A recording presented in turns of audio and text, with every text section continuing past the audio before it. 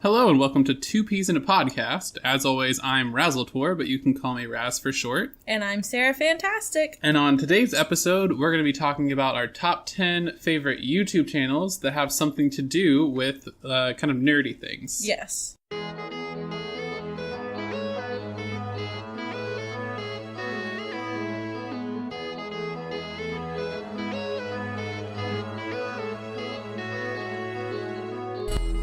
Super fun topic. Focusing on the nerd theme. Yep, because we're nerds and we like nerdy people. We are? Yes. Oh, okay. I mean, we're just 21 episodes in. If you haven't figured out that we're nerdy people by yet, you have not been listening to our podcast. If so, welcome to the podcast. Yeah. Subscribe and like and share with your friends. Yep. Do all the stuff.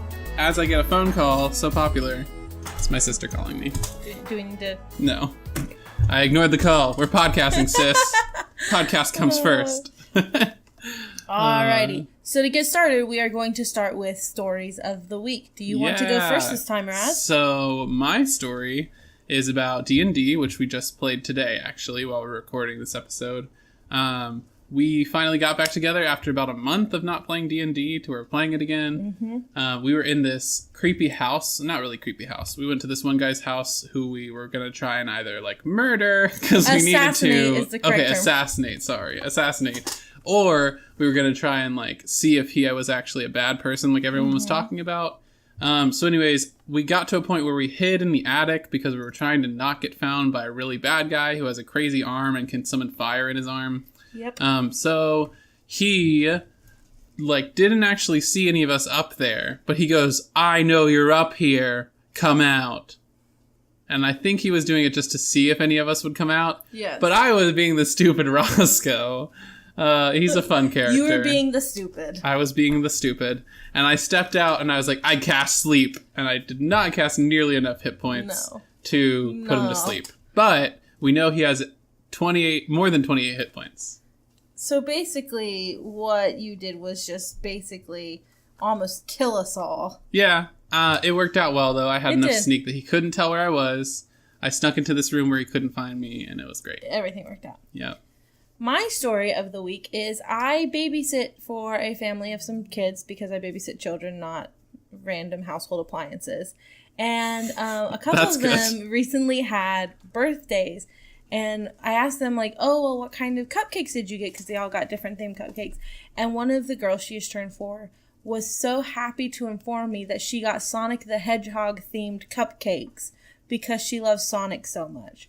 And the other one, the other twin, told me that she got Princess Sophia because they didn't make Pokemon cupcakes. So I fit in very well with these children. Very good nerdy kids. It's really fun to go over and hang out with them. And so I'm really excited to see what other funny things they say. That's amazing. Yeah. Yeah. Super fun kids.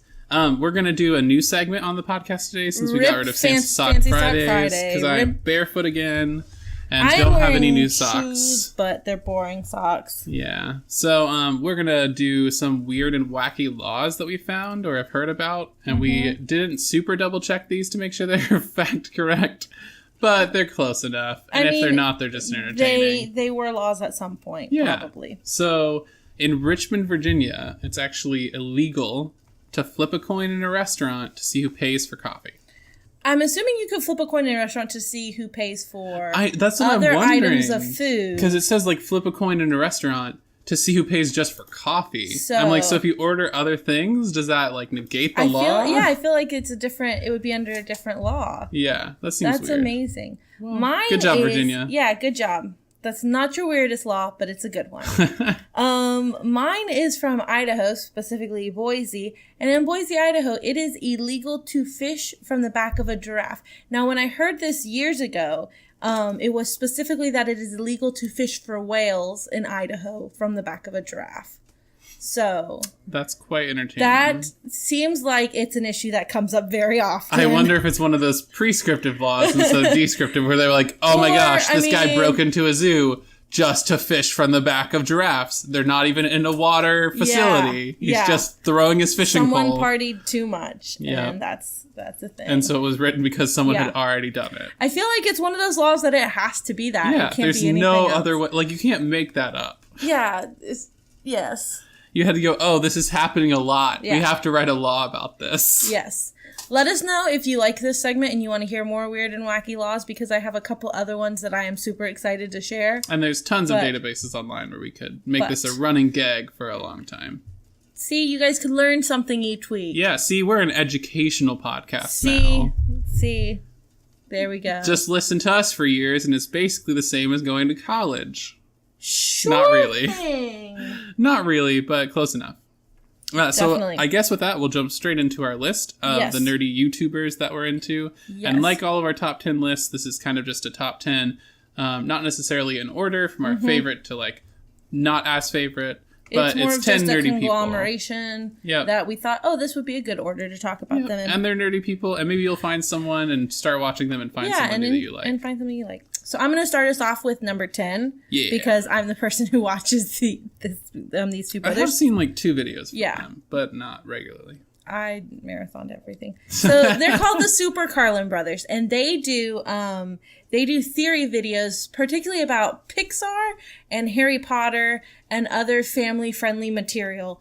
They actually are so well known for their Pixar theories that they got to meet like the head of Pixar and a couple of the writers for it wasn't Toy Story, and it was Toy Story 3. They got to meet some of the writers for Toy Story 3 to ask questions about a theory that they had started that became so big that Pixar was like, hey, you want to partner and do some promotional stuff? That's super cool. So, yeah, they get to do really cool stuff.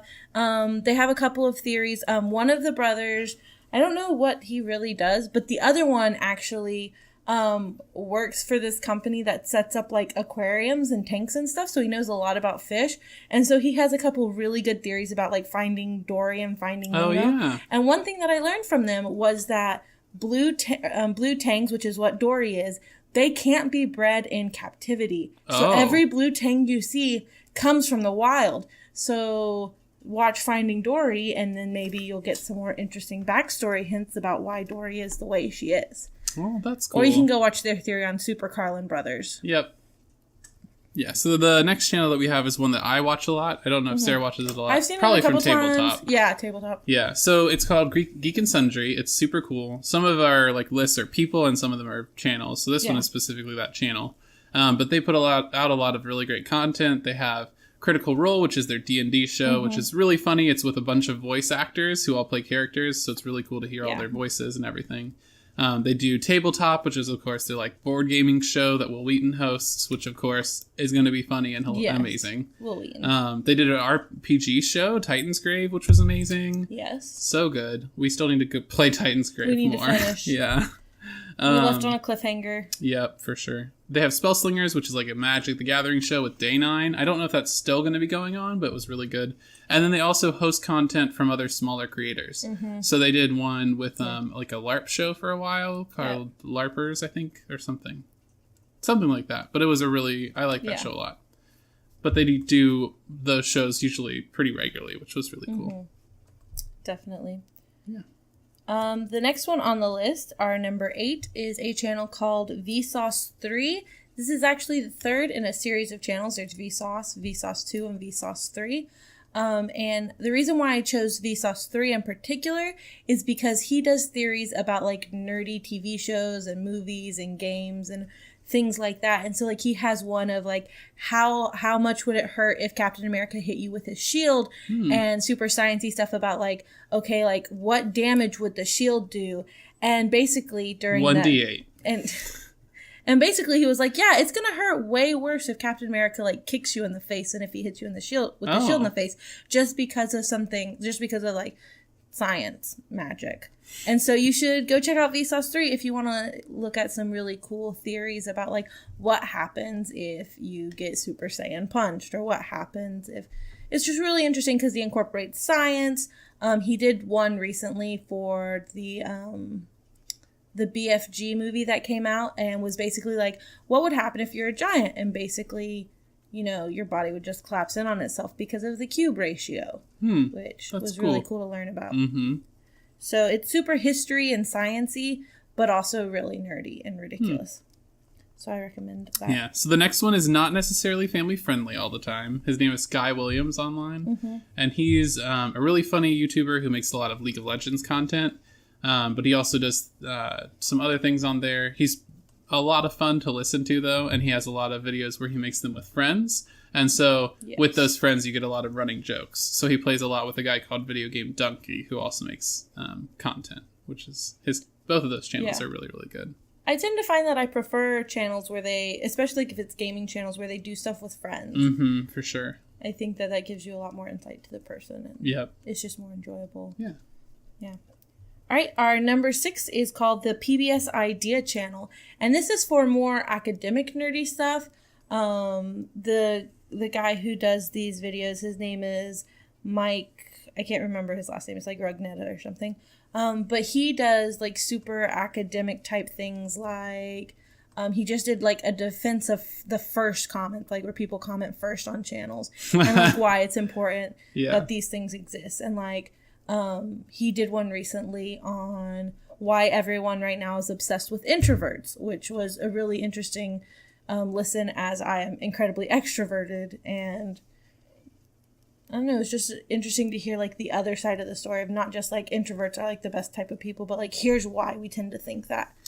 And so it's really cool. I would recommend that. It's definitely more family friendly, but it's higher brow academic stuff. Yeah. So small kids probably don't want to watch. He also includes like a lot of GIFs and memes in his videos. And so for me, it's just really funny to see like this content that I see elsewhere on the internet used in academic settings. Mm-hmm. That's cool.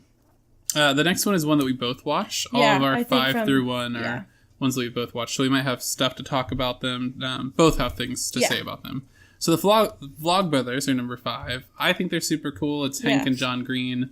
John Green is a writer, and so he... Fault in Our Stars, Looking for Alaska. Yeah, Paper Towns, big novels that have become movies now, which is super awesome.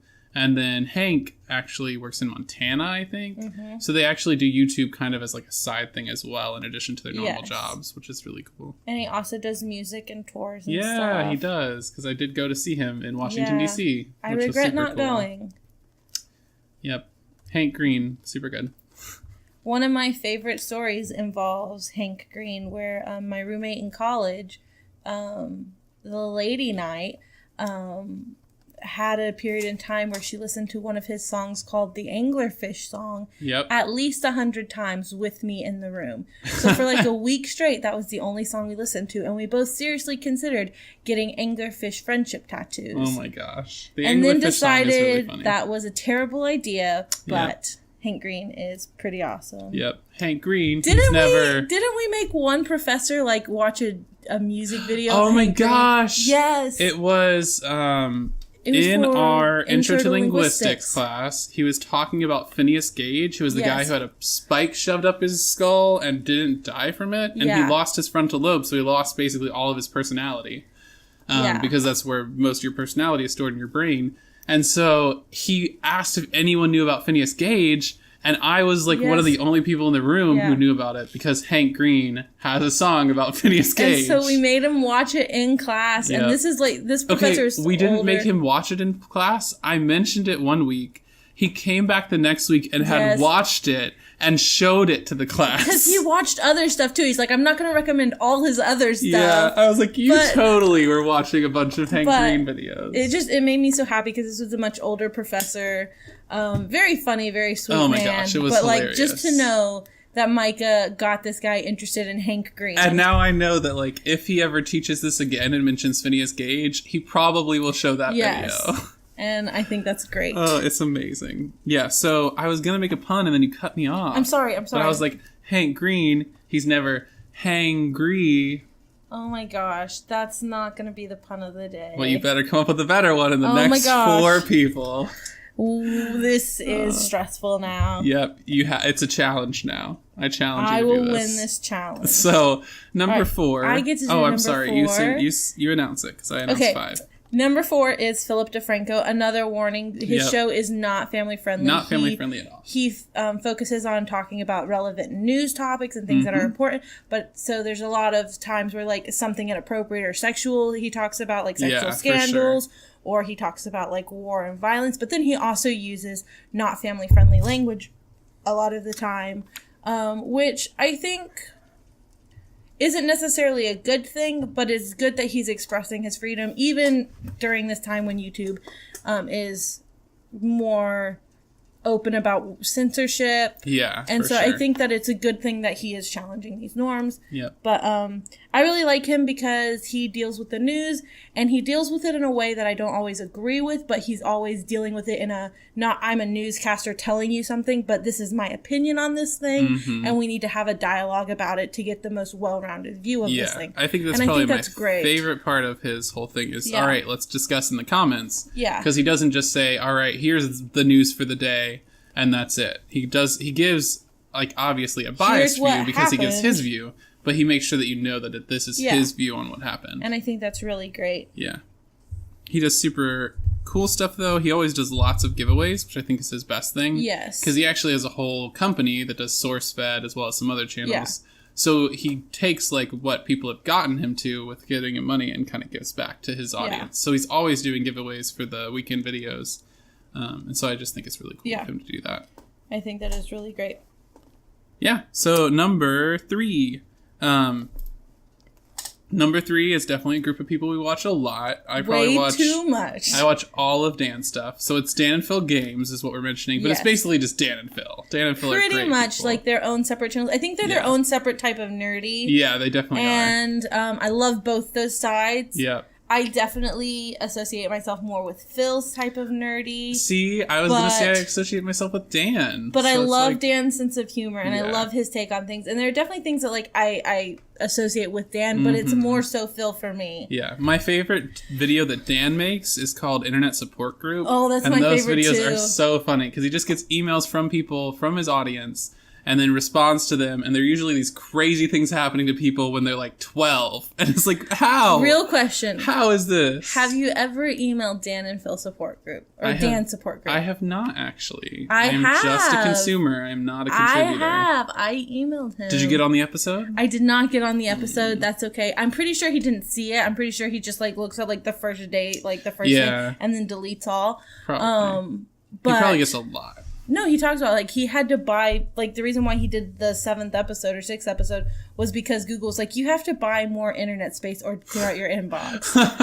And so he was like, amazing. Time to make another video. Yep. I did email him, though, and I emailed him. I feel like he would have reacted to it really well because my cat really hates Dan's videos. Whenever Dan comes on, Oliver always tries to close my laptop.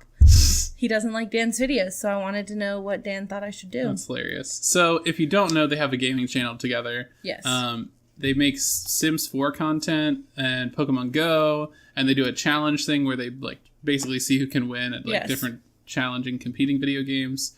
And it's always surprising who wins. It's always who you think it's not going to be. Yeah. For me, the Sims videos are a lot like Five Nights at Freddy's, where there's a bunch of lore that happens that surrounds the show, and everyone who's watching is like invested in these Sims' lives. I celebrate events in their Sims Dill's life more than this should have been your story of the day. It should have been. I celebrated Dill's birthday more than I celebrated my own birthday last year. That's crazy to me. Like, that's how insane that it is. Yeah. And it is also, they only put out a Sims video every couple of weeks, like once a month, basically. Yeah. So you're waiting a long time in between, and I feel like that's just a breeding ground for lore and theories and stuff. Yeah, for sure. Do you remember Malapples? Tumblr get a hold of it. What is Malapples? The painting that disappeared that just randomly reappeared 4 episodes later. Yes. All kinds of stuff happens like that, and it's just hilarious. I had a pun, but it was not a good one, so I didn't. So can't get these Malapples. I don't even know. Okay, moving on. Number 2. I actually just recently started watching number 2. Me too. And she we both started watching it around the same time. Super family friendly. Her name is Rosanna Pansino, but she does this thing called Nerdy Nummies, where basically she was like, I love nerdy things and I love cooking.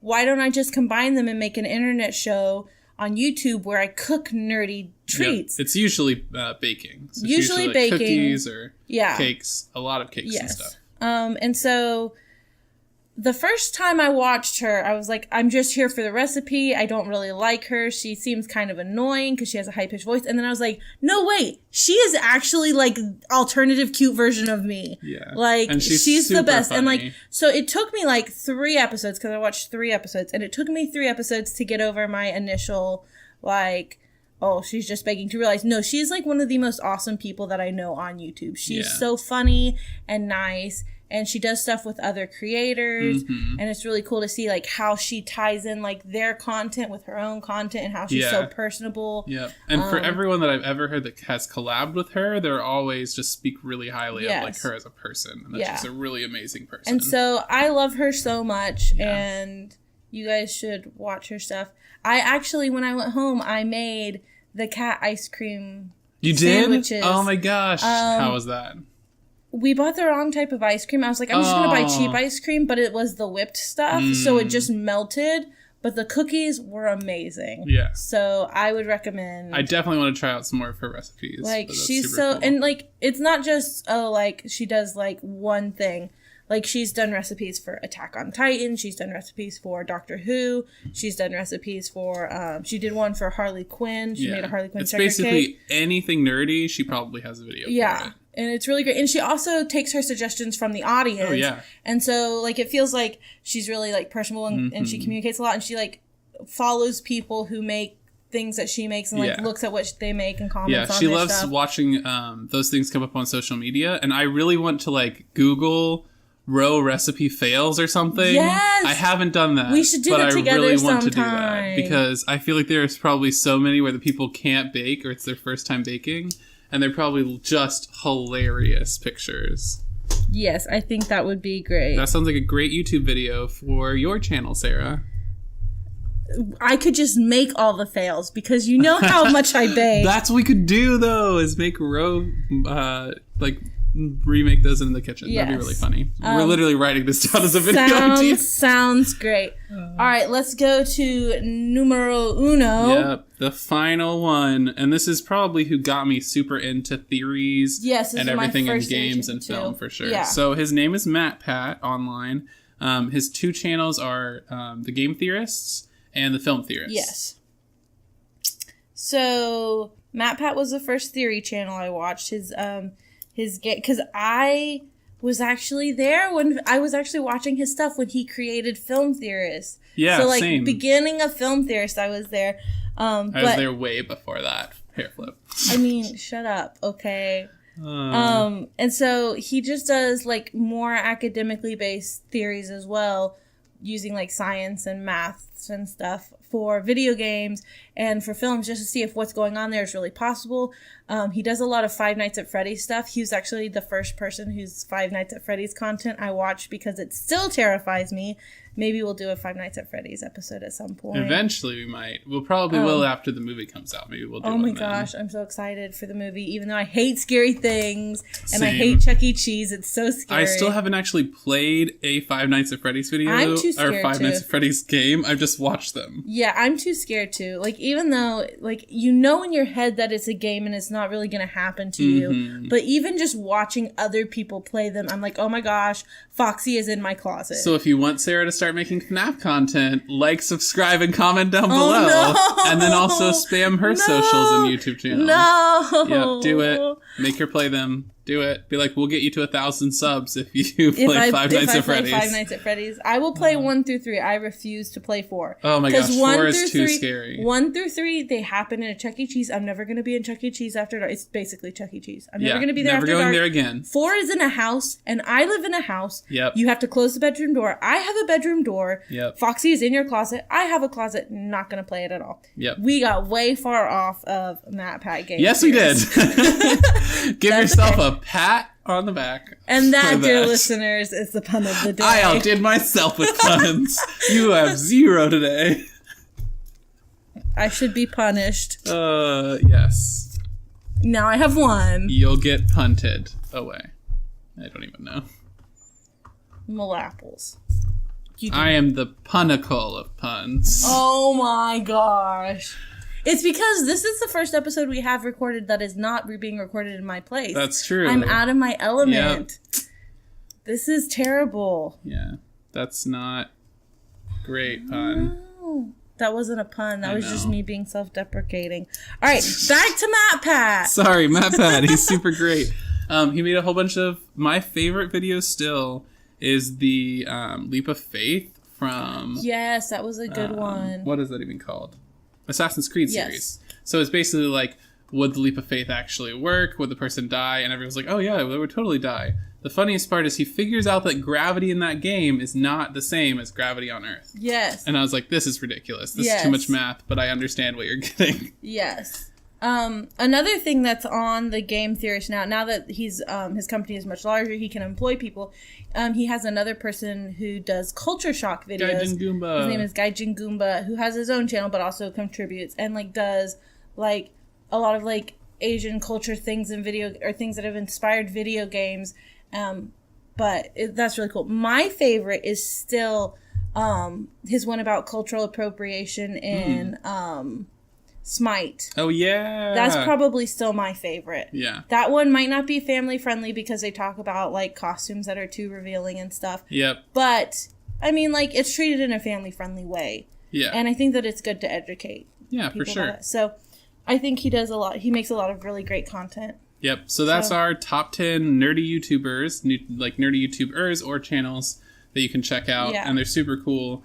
I plan to probably list them in the tags and maybe include their channels in the description if you're too lazy to just use the search function on YouTube. But I mean, the only reason why you wouldn't do it is because we're too lazy to type them all in and copy and paste them. That's true. But so it's not that much work. We can't judge you. Yeah. So do all the fun things with YouTube on this video if you want, like liking, commenting, subscribing, and sharing. That's all that fun stuff. We have all of our socials listed in the description down below.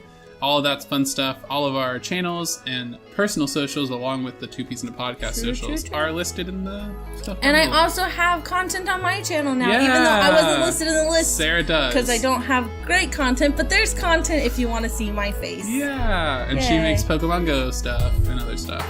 Yay. So, super fun. All right. Well, I guess that's it. So we're just going to have to say, peace out.